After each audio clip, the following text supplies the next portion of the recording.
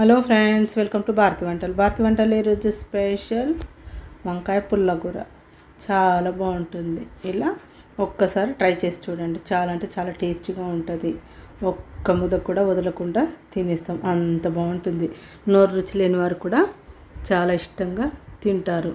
ఓ 2 ముద్దలు ఎక్కువ తింటారు, అంత బాగుంటుంది. చాలా అంటే చాలా టేస్టీగా ఉంటుంది. పుల్ల కమ్మగా చాలా స్పైసీగా యమ్మీగా ఉంటుంది. చాలా అంటే చాలా బాగుంటుంది. వేడన్నంలోకి వేసుకొని తిన్నామంటే ఎక్సలెంట్గా ఉంటుంది. అలాగే చపాతీలోకి, నాన్లోకి, రోటీలోకి, దోశలోకి ఎక్సలెంట్గా ఉంటుంది.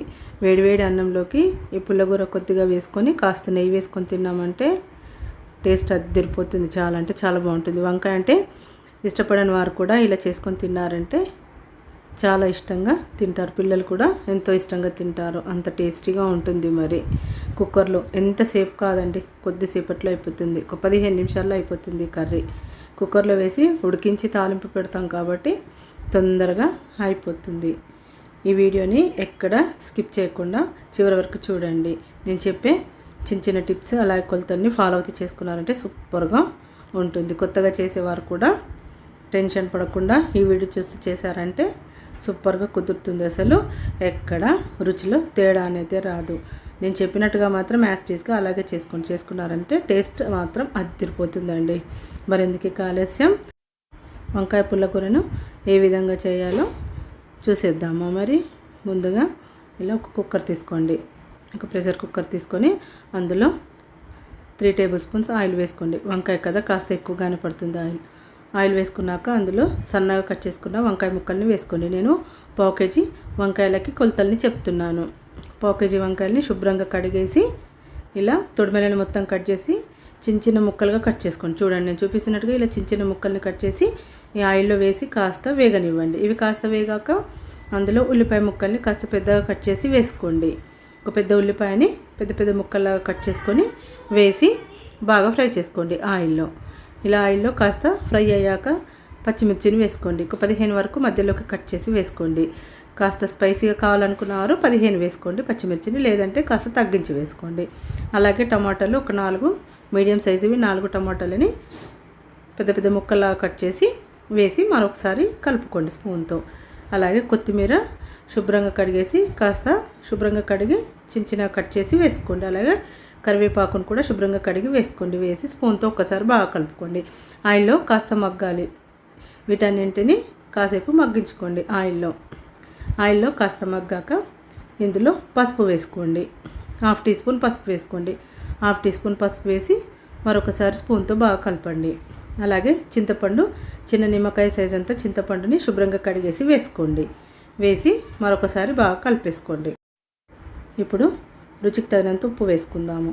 ఉప్పు 2.5 టీ స్పూన్స్ వేసాను నేను. మీరు ఉప్పు సరి చూసుకొని వేసుకోండి. ఒకసారి చూసి వేసుకోండి.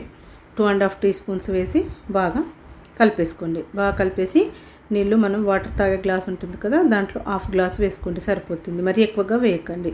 1/2 గ్లాస్ అయితే కరెక్ట్గా సరిపోతుంది. ఇలా నీళ్ళు పోసాక కాస్త ఉడికేటప్పుడు మూత పెట్టేసుకోండి. స్పూన్తో కలిపేసి కుక్కర్ మూత పెట్టేసి విజిల్ పెట్టేసేయండి. విజిల్ పెట్టేసి స్టవ్ని మీడియం ఫ్లేమ్లో పెట్టేసి 4 విజిల్ వచ్చే వరకు ఉంచండి. 4 విజిల్ వస్తే కరెక్ట్గా ఉడుకుతుంది.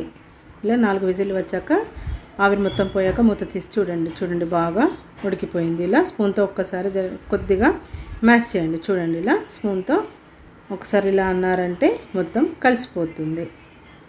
చూడండి, ఇలా అనేసేయండి. చూడండి, ఇలా కాస్త గుజ్జులాగా అయ్యింది. ఇలా స్పూన్తో కలిపితే ఇలా కలిపేసి ఇప్పుడు పక్కన పెట్టేసుకోండి. ఇప్పుడు స్టవ్ని వెలిగించి ఒక కడాయి పెట్టుకొని అందులో ఆయిల్ పోయండి. ఆయిల్ కాస్త ఎక్కువగానే పడుతుంది. వంకాయ కదా, ముందే చెప్పాను కదా ఆయిల్ కాస్త ఎక్కువగా పడుతుందని 4 టేబుల్ స్పూన్స్ ఆయిల్ వేసుకోండి. ఆయిల్ వేసాక ఆయిల్ కాస్త వేడెక్కాక ఆవాలు 1 టీ స్పూన్, జీలకర్ర 1/2 టీ స్పూన్ వేసుకోండి. ఆవాలు జీలకర్ర కాస్త వేగాక అందులో వెల్లుల్లి రెబ్బల్ని కచ్చాపచ్చాగా దంచేసి వేసుకోండి. 7-8 వెల్లుల్లి రెబ్బల్ని వేసి వేయించుకోండి. ఇవి కాస్త వేగాక అందులో కరివేపాకు శుభ్రంగా కడిగేసి వేసుకోండి. అలాగే ఎండుమిర్చిని మధ్యలోకి కట్ చేసి వేసి బాగా కలుపుకోండి. ఇవి కాస్త వేగాక వేడివేడిగా ఉన్న తాలింపును ఇందులో వేసేసుకోండి. మనం ఉడికించి పెట్టుకున్నాం కదా వంకాయల్ని, అందులో వేసేసి బాగా కలిపేసేయండి. బాగా కలిపేసేసి స్టవ్ని వెలిగించండి. స్టవ్ని వెలిగించి ఒక 5 మినిట్స్ వరకు బాగా ఉడకనివ్వండి. ఇందులో ఇప్పుడు కొద్దిగా కొత్తిమీర శుభ్రంగా కడిగేసి కట్ చేసి వేసుకోండి. వేసి స్పూన్తో బాగా కలపండి. ఇది బాగా ఉడకాలి. కాస్త ఉడికే వరకు మీడియం ఫ్లేమ్లో 5 మినిట్స్ వరకు ఉంచండి. 5 మినిట్స్ వరకు ఉంచేసి స్టవ్ను ఆఫ్ చేసేసుకోండి. స్టవ్ను ఆఫ్ చేసేసుకొని వేడివేడిగా ఒక బౌల్లోకి సర్వ్ చేసుకోండి. అంతే, వంకాయ పుల్లగూర రెడీ అయిపోయింది. చూసారా ఎంత సింపుల్గా అయిపోయిందో. తొందరగా అయిపోతుంది. అప్పటికప్పుడు 15-20 నిమిషాల్లో చేసేసుకోవచ్చు ఈ కర్రీని. ముక్కలుగా అన్ని ముక్కలు కట్ చేసి కుక్కర్లో వేసేసి ఉడికించుకొని తాలింపు పెట్టుకోవడం. ఎంతో సింపుల్గా ఈజీగా అయిపోతుంది. ఎవరైనా చేసేసుకోవచ్చు. చాలా అంటే చాలా టేస్టీగా ఉంటుంది. వేడివేడి అన్నంలోకి మాత్రం ఎక్సలెంట్గా ఉంటుంది. దోశలోకి, చపాతీలోకి, నాన్లోకి, దేంట్లోకైనా చాలా బాగుంటుంది. ఒక్కసారి మాత్రం ఈ కర్రీని ట్రై చేసి చూడండి. చాలా బాగుంటుంది. మీకు కూడా చాలా బాగా నచ్చుతుంది. ఒక్కసారి ఇలా కొత్తగా ట్రై చేయండి. ఎప్పుడు మనం చేసుకునే వంకాయ కాకుండా, ముద్ద వంకాయ మామూలు కర్రీ కాకుండా వంకాయ పుల్లగూర చేసి చూడండి. చాలా బాగుంటుంది. కాకపోతే నేను చెప్పిన కొలతల్ని, టిప్స్ని ఫాలో అవుతూ చేసుకున్నారంటే మాత్రం ఎక్సలెంట్గా ఉంటుంది. టేస్ట్ మాత్రం అదిరిపోతుంది. ఒక్కసారి చేసుకొని తిన్నారంటే ఫిదా అవ్వాల్సిందే, అంత బాగుంటుంది. మరెందుకు ఆలస్యం, ఈరోజే ఈ రెసిపీని ట్రై చేయండి. ఈ రెసిపీని ట్రై చేశాక తిని ఎలా ఉందో మీ అభిప్రాయాన్ని మాత్రం కమెంట్ సెక్షన్లో షేర్ చేయడం మాత్రం మర్చిపోకండి. ఈ వీడియో కనుక మీకు నచ్చినట్టయితే లైక్ చేయడం కూడా మర్చిపోకండి. క్విక్ అండ్ ఈజీ రెసిపీస్ కోసం మా ఛానల్ని భారతీయ వంటల్ని సబ్స్క్రైబ్ చేసుకోండి. అలాగే మీ ఫ్రెండ్స్ కానీ రిలేటివ్స్ కానీ షేర్ చేయండి. Thank you for watching friends.